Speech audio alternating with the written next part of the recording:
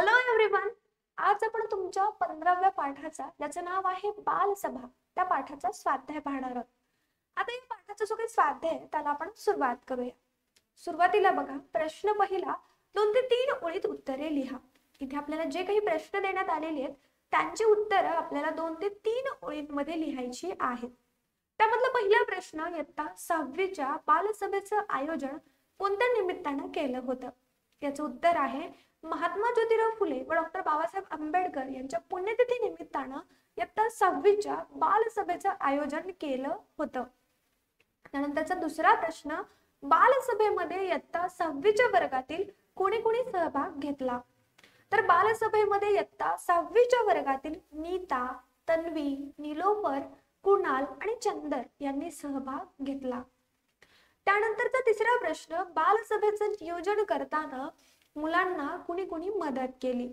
याचं उत्तर बघा, बालसभेचं नियोजन करताना शाळेचे रखवालदार मामा, सेविका विशी, मीनल, प्रकाश, जॉन, मुकुंद, संपदा, प्रफुल्ल व चिनप्पा यांनी मदत केली. या ठिकाणी आपला जो काही पहिला प्रश्न होता तो आपण व्यवस्थित पद्धतीने पाहिलेला आहे, तर आता तो या ठिकाणी संपतो. आपण आता पुढच्या प्रश्नाकडे म्हणजेच प्रश्न क्रमांक 2 कडे वळूया. आपला पुढचा प्रश्न आहे प्रश्न क्रमांक 2, महात्मा फुले व डॉक्टर बाबासाहेब आंबेडकर यांच्या कार्याची माहिती 8 ते 10 ओळीत लिहा. याचं उत्तर बघा, महात्मा ज्योतिबा फुले यांनी महाराष्ट्रात मुलींची पहिली शाळा काढली. त्यामुळेच आज स्त्री शिक्षणाचे दरवाजे खुले झाले.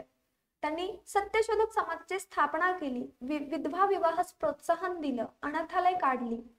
सैन्यांनी शिकावं या तळमळीने ते अहोरात्र, स्त्रियांनी शिकावं या तळमळीने ते अहोरात्र झटले. त्यांनी आपल्या पत्नीला सर्वप्रथम शिक्षिका करून त्यांच्या माध्यमातून स्त्री शिक्षणाचा प्रसार केला. डॉक्टर बाबासाहेब आंबेडकर यांनी शिक्षणाचं महत्त्व ओळखून मिलिंद व सिद्धार्थ कॉलेजची स्थापना केली. वसतिगृह निर्माण करून विद्यार्थ्यांच्या राहण्याची सोय केली.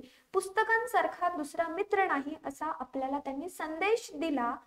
ते भारतीय घटनेचे शिल्पकार आहेत. त्यांनी बहुजन समाजासाठी अद्वितीय अशी कामगिरी केली आहे. त्यांनी बहुजन समाजाला बौद्ध धर्माची दीक्षा सुद्धा दिली. त्यानंतरचा पुढचा प्रश्न, प्रश्न क्रमांक 3, तुमच्या वर्गाला विज्ञान प्रदर्शनाचे आयोजन शाळा स्तरावर करायचे. तुम्ही कोणती कोणती तयारी कराल ते क्रमाने लिहा. आता याचं उत्तर बघा, प्रथमतः हॉल स्वच्छ करू, हॉलमध्ये थोर वैज्ञानिकांचे फोटो लावू. नंतर व्यासपीठ तयार करू, बैठक व्यवस्था करू, अध्यक्षपद, सूत्रसंचालन आणि व्याख्याते आधीच ठरवून त्यांना तसे कळवू व त्यांची संमती घेऊ. एका खुर्चीवर सरस्वतीचा फोटो ठेवून हार, पुष्पे व निरांजन यांची व्यवस्था करू. शाळेत लाऊडस्पीकर असेल तर तीही व्यवस्था त्या ठिकाणी आम्ही करू. त्यानंतरचा पुढचा प्रश्न, प्रश्न क्रमांक 4, शाळेमध्ये बालसभा व्यतिरिक्त होणाऱ्या इतर कार्यक्रमांची यादी करा. आता शाळेमध्ये बरेचसे कार्यक्रम होतात, त्यापैकी काही कार्यक्रमाची यादी या ठिकाणी बघा. पहिला कार्यक्रम आहे गणराज्य दिन. जानेवारी मध्ये जो काही आपला 26 जानेवारी आपण साजरा करतो त्याला आपण गणराज्य दिन म्हणतो. मग आहे मराठी राजभाषा दिन, फेब्रुवारी मध्ये तो साजरा केला जातो. स्वातंत्र्य दिन 15 ऑगस्ट रोजी, शिक्षक दिन 1 सप्टेंबर, गांधी जयंती 2 सप्टेंबर, बालक दिन, असे बरेचसे कार्यक्रम आपल्या शाळेमध्ये साजरे होतात.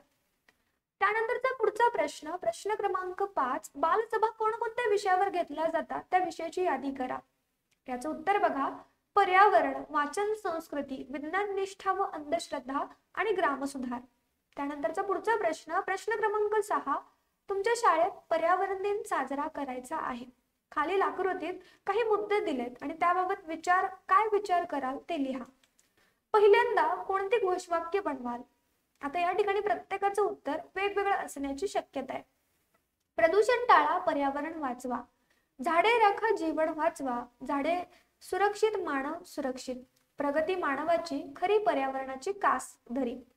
जिथे पर्यावरण तिथे सौंदर्य आणि प्रगती. पुढे कोणत्या समस्यांवर विचार कराल? कचरा समस्या, गटारांची समस्या, नाल्यांची समस्या, झाडे तोडणाऱ्यांची समस्या आणि त्याचबरोबर अस्वच्छतेची समस्या, अशा घटकांवरती विचार करू. त्यानंतर प्रमुख पाहुणे म्हणून कोणाला बनवाल? तर गावातील ज्येष्ठ नागरिक, गावातील लोकप्रतिनिधी, जिल्हाधिकारी, पालकमंत्री आणि पर्यावरण मंत्री. तर अशा पद्धतीने आपल्या या छोट्याशा पाठाचा छोटासा स्वाध्याय या ठिकाणी संपतो. या स्वाध्यायामध्ये तुम्हाला काही अडचण असेल तर लगेच कमेंट करा किंवा आपला जो काही ऑफिशियल नंबर आहे त्यावरती तुम्ही मेसेजच्या स्वरूपात तुमच्या अडचणी विचारू शकता. त्याच पद्धतीने जर तुम्ही आपल्या चॅनलवरती नवीन आहात तर लगेच आपल्या चॅनलला सबस्क्राईब करा, बाजूला असलेल्या बेल आयकॉनवरती क्लिक करा, त्या ठिकाणी ऑल करा, म्हणजेच तुम्हाला व्हिडिओच्या संदर्भातल्या सर्व नोटिफिकेशन्स मिळतील. त्याच पद्धतीने आपले लाईव्ह क्लासेस अटेंड करण्यासाठी आपला जो काही सेकंड चॅनल आहे ज्याचं नाव आहे गुरुवारी अकॅडमी लाईव्ह चॅनल, तर त्याला सुद्धा सबस्क्राईब करून ठेवा.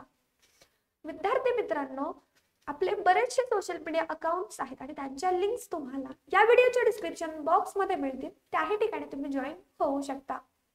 तर अशाच पद्धतीने यापुढील जे काही पाठ आहेत, कविता आहेत, तर त्यांचे स्वाध्याय पाहण्यासाठी तुम्हाला आपल्या चॅनलच्या प्लेलिस्ट मध्ये जावं लागेल. त्या ठिकाणी तुम्हाला इयत्ता 6वी मराठी व सेमी माध्यम या फोल्डर मध्ये सर्व व्हिडिओज मिळतील. तर ते पहा, त्यांचा व्यवस्थित पद्धतीने अभ्यास करा. लवकरच भेटू आपण पुढच्या स्वाध्यायासोबत. तोपर्यंत बाय गाइज, टेक केअर.